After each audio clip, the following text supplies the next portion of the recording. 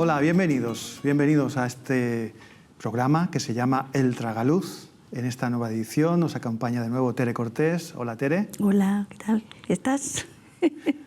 Muy bien, contento de estar aquí juntos otra vez. Pues Tere me acompaña, yo soy Juan Carlos, me presento, por supuesto. Y como decía, en esta nueva edición del programa El Tragaluz, vamos a compartir un ratito con ustedes y en este ratito queremos entrar en nuestra historia, la historia de los héroes de la fe españoles. ¿Tú crees que hay héroes de la fe también aquí en España? Pero yo creo que alguno habrá, ¿no? Alguno que otro. Sí. Bueno, a nosotros de niños se nos enseñaba, ¿verdad?, en el colegio esto del santoral, toda la lista de santos que había en el calendario romano, pero hoy vamos a hablar de otra cosa, de héroes de la fe en otro sentido. Bueno, pues ya me explicará. Hombre, tenemos aquí una pista, no me digas que no te doy pistas, que tenemos aquí algunos libros que seguro que te hacen pensar en qué vamos a hablar. Sí, el que conozco es Miguel Delibes, los otros ya no. Ah, ¿tú conoces este? Sí. Que es El hereje, Hereje, sí. de Miguel Delibes. Un libro muy interesante. Pero tenemos otros como Recuerdos de antaño, de Emilio Martínez, o Memoria de cenizas, de Eva Díaz Pérez. Seguro que hay más libros que van sobre este tema. Y el tema son héroes de la fe en el sentido de personas que arriesgaron sus vidas trayendo a España una buena noticia. Imagina qué buena noticia era. El Evangelio, ¿no? Así es. La Biblia, la palabra. Y esa buena noticia en una época en que España era la capital del mundo, era el gran imperio. Sevilla y Valladolid eran las dos ciudades más importantes de todo el planeta, pero allí gobernaba la religión del imperio, por así decirlo, y no permitía que entraran ideas nuevas, refrescantes, ideas que trajeran esa liberación que traía la palabra de Dios. Pero algunos se arriesgaron a traer eso a España. Hemos hablado de eso en alguno de nuestros programas, ¿verdad? Sí. ¿Te acuerdas de algunos personajes que tratamos? Julianillo. El famoso Julianillo Hernández, Sí. que le llamaban Julianillo el corto o Julianillo el chico. Porque era bajito, ¿no? O Porque pequeñito. era bajito. De él se habla sobre todo en este libro, Recuerdos de antaño. Recuerdos de antaño, que es de Emilio Martínez, es un escritor y un pastor evangélico que murió hace ya más de 100 años. O sea que esta novela es muy antigua, ¿no? Pero él ya escribió sobre ese tema, mucho antes de que escribieran otros, como has citado, como Miguel Delibes o como Eva Díaz Pérez. Sobre Miguel Delibes y El hereje, ¿tienes algunos recuerdos tú de esa novela, de cuando hemos estado en Valladolid y hemos estado recorriendo sus calles, hemos conocido algunos de los escenarios donde se desarrolla? Hemos estado juntos en alguna conferencia en la que uno de los discípulos de este gran escritor, de Miguel Delibes, nos explicaba cómo él escribió esta novela, cómo se dedicó muchísimos días, meses, incluso años, para preparar esta novela, para meterse en aquel ambiente, en el Valladolid del siglo XVI. ¿En qué se inspiró?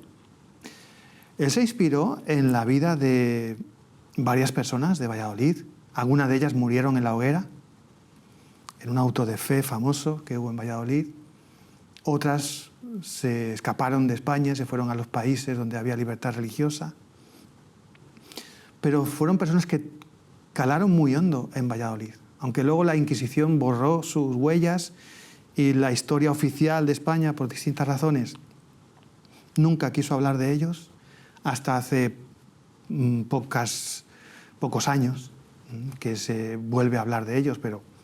¿Y por qué no querían hablar de ellos? ¿No le interesaban?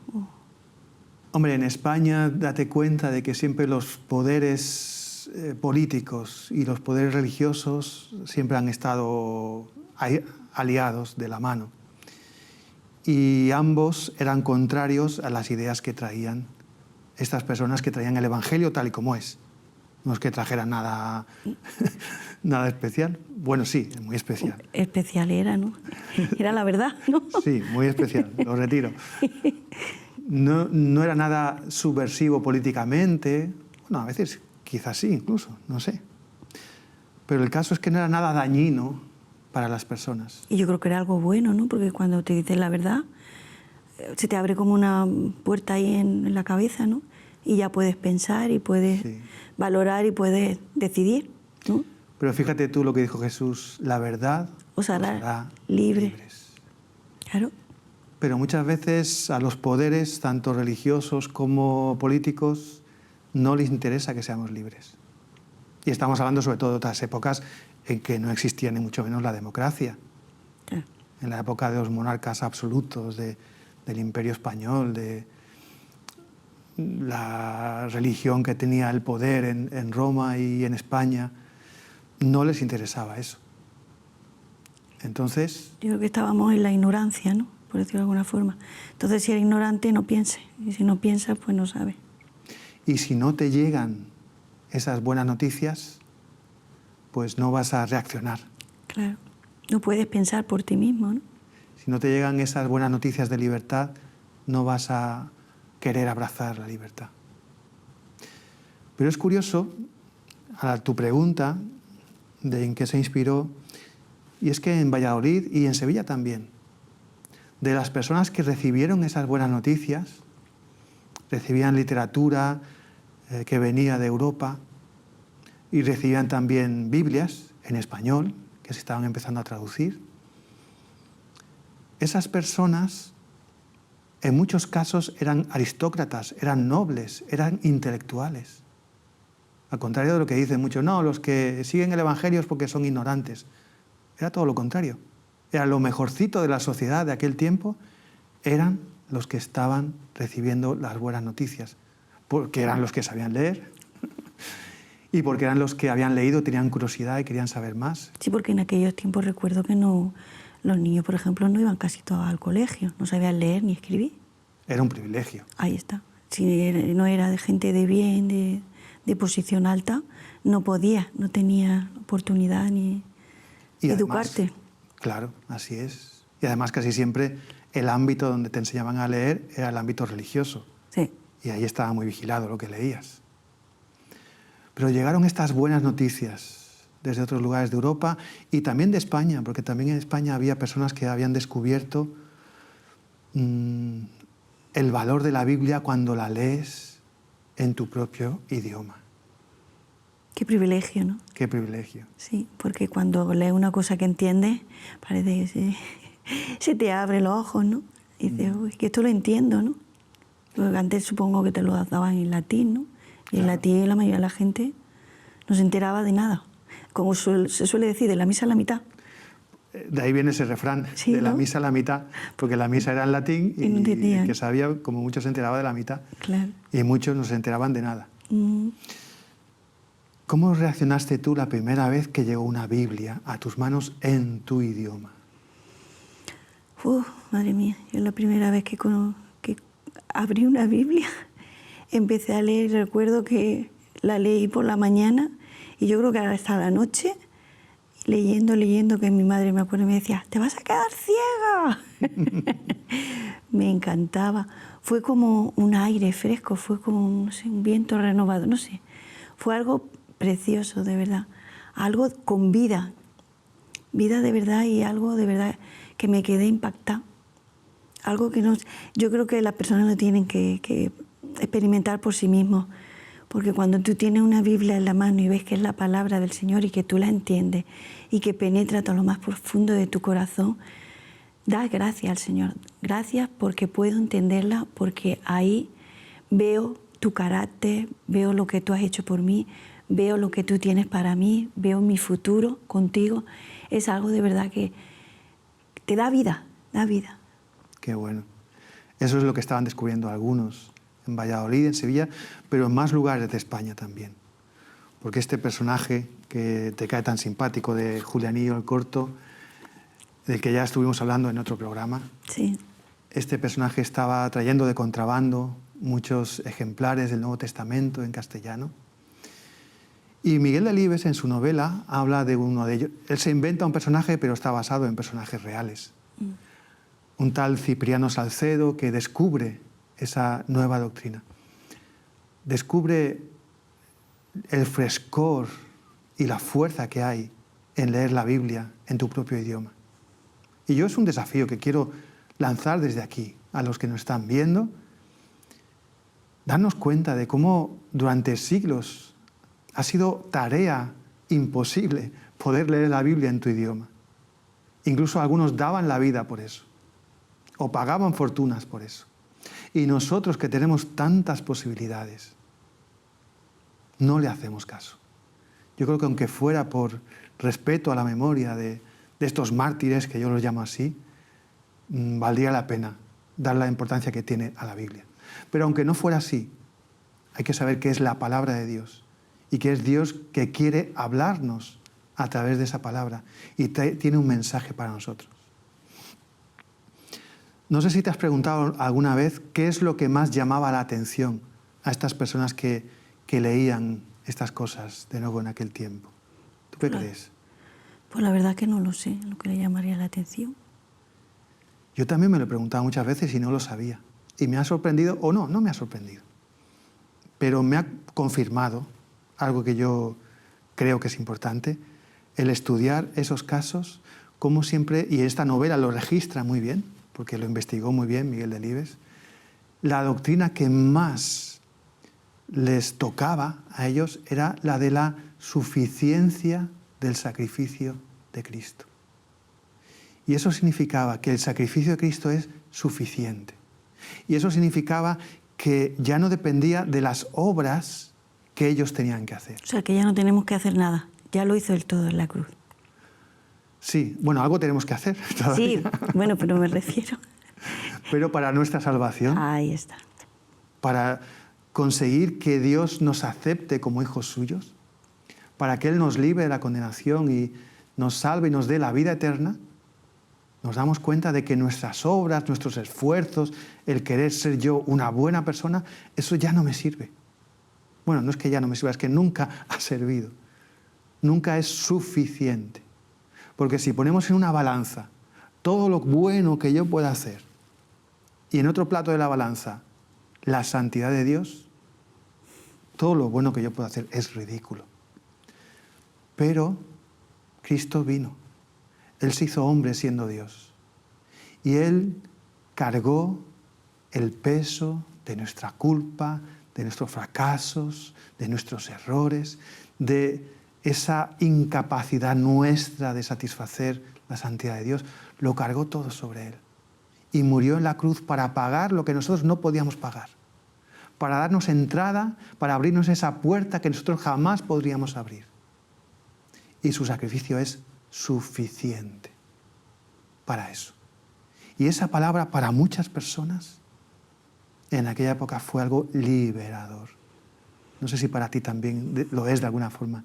Es una liberación saber eso. Pues sí, saber que Él ya pagó, que Él pagó mis culpas allá, que yo ya no tengo que hacer nada, recibirlo de gratis, porque Él lo regala, es un regalo, dice, ¿no? Y saber que ya ha provisto para mi salvación, para darme vida, eso ya, claro que sí, es algo de verdad que hay que agradecer al Señor. Pues imagínate que tú vives una vida luchando por ser una buena cristiana, luchando por ser una buena persona, intentando hacer cosas para por si acaso, si llegara a lograr que Dios me acepte por todas las cosas buenas que yo hago. Pero siempre te queda esa cosa ahí dentro de decir, no he llegado a cumplir lo suficiente. Y de repente te llegan personas, libros, noticias que te dicen, no hace falta, no dependes de ti, porque el sacrificio de Cristo es suficiente. Eso es esperanza, ¿no? Para mí es esperanza. Te da esperanza y liberación, digo yo también. Sí. Y eso hizo que muchas de estas personas arriesgaran su vida, como hemos visto. Muchas de estas personas dedicarán su vida a profundizar en esos temas y extenderlos en su ciudad, como este libro. O muchas de esas personas dedicarán su vida a traer esas buenas noticias, arriesgando su vida como contrabandistas de la palabra de Dios. Y otras personas dedicarán su vida a traducir la Biblia, llevarla a la lengua, al idioma del pueblo, como esta novela Memoria de cenizas, de la periodista Eva Díaz Pérez. Yo creo que hay que dar gracias a estas personas porque a través de su esfuerzo y de su trabajo nos ha llegado a nosotros, ¿no?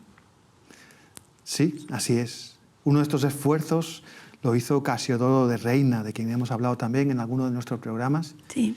Y Eva Díaz Pérez, en este libro Memoria de cenizas, habla de este hombre que era un fraile jerónimo de un pueblo de Sevilla, y cómo esta buena noticia llegó también a ese convento. ¿Cómo le llegó a él? Pues de contrabando. Ah, no fue legal, ¿no? Sí, porque algunas de estas personas que recibieron estas buenas noticias del Evangelio en el siglo XVI en España eran personas, como te decía, en el caso del hereje de Miguel Delibes, eran personas que pertenecían a la nobleza y tenían acceso a libros. Y a veces pues les gustaba libros que nadie podía conseguir, pues decían... Ellos tenían privilegio, por decirlo de alguna manera, ¿no? Exacto, tenían la manera de conseguirlos. Vale. Pero otras veces eran religiosos, eran monjes, eran monjas. De hecho, murieron muchas monjas en la hoguera. Muchos monjes y frailes que murieron también o fueron perseguidos y lograron escapar a países de Europa donde había libertad religiosa. Y estos también sufrieron eso. Casiodoro de Reina tuvo que escapar. Cuando se enteró, él y Cipriano de Valera, que son los que tradujeron la Biblia al castellano, la primera traducción completa de la Biblia al castellano desde las lenguas originales. Porque entonces existía en latín, pero desde las lenguas originales, la primera fue la de ellos. Qué trabajo, ¿no? Mucho trabajo. Y no como hoy, que tenemos internet y tantos... Era pluma, ¿no? Y sí, escrito, sí. Vamos. Mucho trabajo para escribirlo, para traducir, horas y para días. Conseguir los manuscritos, para conseguir el material, luego para conseguir una imprenta que se arriesgara. También, claro. Y también para conseguir a alguien que llevara las Biblias a las personas, porque claro, las tradujeron al español, pero en España no estaba permitido. Imagínate. Por eso digo que son héroes. Héroes, sí, la verdad que sí. También. Sí, sí, porque estaban expuestos, bueno, muchos expuestos a que lo mataran e incluso los mataron, ¿no? A algunos de ellos los mataron, murieron en las cárceles, otros murieron en la hoguera, otros consiguieron escapar, otros los quemaron en efigie. ¿Eso qué es? Quiere decir que como no los pillaron, hicieron un monigote, vale. les pusieron su nombre y los quemaron. Como diciendo, como te pillemos, te quemamos. Yo lo que veo ahí es que amor tan grande, esta gente, de poder, pues eso, trabajar y sacrificar su vida por darlo a los demás, bueno, en este caso a nosotros, ¿no? Así es. Exponer su vida para que otros puedan. Yo creo que ellos se daban cuenta del valor que tenía esto, ¿no? Así la es. palabra, ¿no? Que mira, que daban su vida casi, o bueno, algunas lo dieron, ¿no? Así es. Está expuesto, y yo pienso, ¿nosotros estamos dispuestos a dar nuestra vida por presentar esto? Tremenda pregunta. Sí. Yo creo que debemos, por lo menos, valorar justamente. Sí. Valorar justamente lo que tenemos entre las manos cuando abrimos una Biblia delante de nosotros. Y si no es en papel, aunque sea en el móvil, en el smartphone, donde sea, cuando tenemos la palabra de Dios, hemos visto que la han traducido, que en algunos casos se han jugado la vida. Es porque esas personas se daban cuenta de lo importante que es ese mensaje, porque es un mensaje que da vida, que da libertad, que trae la vida eterna, porque trae el anuncio de cómo llegamos a esa vida eterna. Esa buena nueva, ¿no?, de vida. Así es. Mira, aquí esta novela de Eva Díaz, que es Memoria de cenizas, habla de Casiodoro de Reina, de Cipriano de Valera, habla de cómo huyeron de España, cómo incluso cuando huyeron, sobre todo Casiodoro, tampoco tuvo las cosas fáciles, iba de un lado para otro y, en fin, era un mundo difícil, un mundo bastante revuelto en la Europa de aquel tiempo. Pero a mí me llama la atención que Hay un grupo de teatro en Burgos que se llama Bambalúa Teatro. No lo conozco. Sí, conoces a alguno de ellos. Ya luego te recuerdo, el grupo no, pero algunos de sus miembros conocemos. Ah, vale. Pero ellos han puesto en escena una obra que se llama igual, Memoria de cenizas. No. Y esa obra está basada en la vida de Francisco de Encinas, que era también el primero que tradujo el Nuevo Testamento. No la Biblia completa como Casiodoro, pero sí el Nuevo Testamento, al español partiendo de los manuscritos griegos que existían. Y este hombre era una persona de buena posición también. No era de Valladolid ni de Sevilla, era de Burgos, pero tenía muy buena posición porque era de una familia rica. Y bueno, él... No como tú y como yo. No como tú ni como yo. Aunque nosotros, Tere, no te quejes, porque somos pobres, pero tenemos muchos libros. Sí.